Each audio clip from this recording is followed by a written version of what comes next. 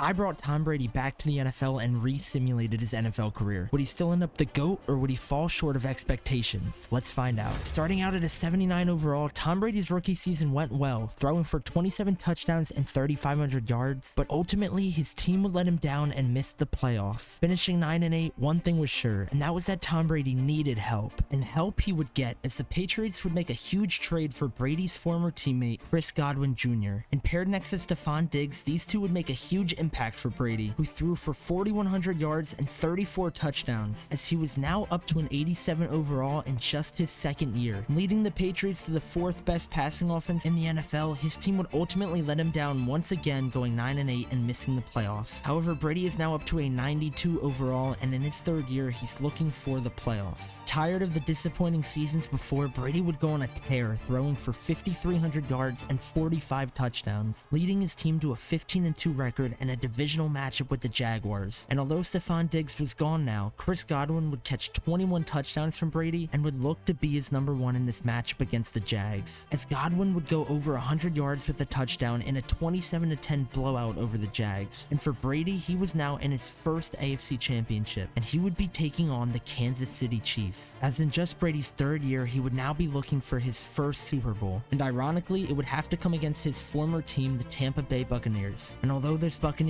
team was very good, they'd be feeling the loss of Chris Godwin and Brady, as their defense would get torched with Tom Brady throwing for 3 touchdowns and 300 yards, beating his former team 35-14 and winning his first Super Bowl. However, just because Tom Brady won a Super Bowl doesn't mean that his team could stay good forever, because with Chris Godwin leaving in free agency and the defense getting significantly worse, in Tom Brady's 4th NFL season, the team would go 8-9, missing the playoffs entirely, with the worst rushing game in the NFL and one of the worst defenses. And although Brady individually was still good, the team around him was not good enough to make the playoffs. And as the Patriots looked to address the team needs in free agency, Brady was questioning his loyalty to the Patriots. However, the Patriots would not repeat the same mistakes that they did in real life, as they drafted back-to-back receivers in the first and second rounds of the NFL draft, leading to Tom Brady's first NFL MVP, as he threw for 5,300 yards and 40 touchdowns. But unfortunately, in a very good AFC East, the team would miss the playoffs, going 10-6. But despite this, Brady would choose to re-sign with the Patriots for the next 7 years, as he was now up to a 97 overall. He was set to make about $80 million a year, and going into year 6, he's hoping that things can be different for this team. Although unfortunately for Tom, year 6 would be more or less the same, and after a 6-11 season, Tom's ability to win would now be put into question, because since his last Super Bowl, he hasn't really won anything. So heading into year 7, the Patriots would make the biggest moves of the entire franchise, not only signing Jahmyr Gibbs to a contract, but drafting a receiver in both the first and second round, giving Tom Brady incredible weapons to throw to. And because of that, he would lead the Patriots to a 13-4 record, with a first round bye, beating the Broncos in the divisional, set to take on the Ravens in an AFC championship matchup. And if Tom could beat this Ravens team, he would once again be heading to the Super Bowl. And although this Ravens team would prove to be very good, Brady's 3-touchdown effort would lead the Patriots to their second Super Bowl. But unfortunately for Brady, he would be taking on his nemesis, the New York Giants. Historically, the Giants have been one of the only teams to truly oppose Brady's legacy, beating him twice in the Super Bowl. But Brady's offense has been on a different level in this franchise, so it would look to be a clash between Brady's efficiency and his past shortcomings. However, as the game went on, despite Brady playing well, it was actually the Patriots defense who stepped up and shut out the Giants, leading to a 15-0 victory and a second Super Bowl for Tom Brady, meaning that Brady now has 2 Super Bowls and is 5 away from his record. However, now heading into his 8th season, he was 31 years old, and he was running out of time, and after going 13-4 and getting eliminated in the divisional round, Brady would now be 32 entering his 9th season, and he was still far from being the GOAT. And after a 7-10 season where Brady once again won an MVP, leading the Patriots to the best offense in the NFL, he was suffering from his own contract, as he would have the worst defense in the NFL by a long shot, and he would completely miss the playoffs now. And although Tom Brady was great, his huge contract was starting to become a hindrance, and everyone around the league was now questioning whether that contract was actually worth it, because despite Brady being an incredible player, the team couldn't afford anyone else focus on defense. And after losing in the wild card and then losing in the AFC Championship, Tom Brady would now be entering his 10th NFL season with just 1 year remaining on his contract with the Patriots, as the Patriots were now unsure whether they wanted to keep Brady on their team. However, this do or die is where Brady does his best work, as on the season he would throw for 5,200 yards and 45 touchdowns to just 3 interceptions, leading the Patriots to an 11-6 record, where in the wild card, divisional, and AFC Championship he would dominate all of his opponents, throwing for 3 touchdowns or more in each game. And as Tom Brady was on historic pace, he would be taking on the New Orleans Saints in the Super Bowl, a roster that was significantly better than his. However, Brady was on fire, and it was looking like this might just be his best season yet. The Patriots would come out to an early 10-0 lead. However, the Saints would answer back with 17 unanswered points as they took the lead late in the fourth. Brady would lead the Patriots once again to another touchdown, and then the Saints would go 3-and-out, and Tom Brady would once again score a touchdown. However, a touchdown in the final seconds of the game by the Saints took the game to overtime, and in overtime the Saints drove down the field and scored a game-winning touchdown. As Brady would lose the Super Bowl against the Saints, he decided enough was enough and that he was tired of the Patriots. He would refuse to re-sign with them and enter free agency, where he would end up signing with the Detroit Lions, who in their own right had a pretty good roster, and this ended up being one of the best decisions of his career. Immediately, Brady would finally have something he'd been lacking his entire career: a top 5 defense. The Lions would finish 12-5 on the season, set for a wild card matchup between the Rams. Brady and the Lions would make quick work of them, set to take on the Commanders in the divisional round, and finally Brady would get a defense that showed up, holding the Commanders to just 7 points as the Lions cruised to an NFC Championship, and they were going to be facing Brady's now division rival, the Chicago Bears. This game would prove much tougher than the last two and would truly be a test of Brady's skill. However, after a defensive stop late in the fourth, Brady would drive the Lions down the field for a game-winning touchdown as he would reach his 4th Super Bowl, hoping to claim his 3rd Super Bowl ring for his brand new team, and he would be taking on the Chiefs. And although the Lions defense had dominated all year, they'd struggle against the Chiefs as their quarterback would go for over 300 yards and 3 touchdowns. However, the Lions still had Brady, and with Brady hitting every open receiver, the offense was on fire, and eventually it was enough to edge out the Chiefs, as the Lions would take a narrow 29-26 victory to win Brady's 3rd Super Bowl. Tom Brady had now won 3 Super Bowls and 3 MVPs, cementing himself as one of the greatest QBs ever. But he didn't want to be one of the greats, he wanted to be the greatest. However, he was running out of time, and in his age 36 season, the Lions would end up 7-10, missing the playoffs, meaning that Tom was now heading into his 37-year-old season and still needed at least 2 more Super Bowls to be in the GOAT conversation. But Tom heard the criticism and he lit the NFL on fire. Despite being 36, he'd throw for 4,500 yards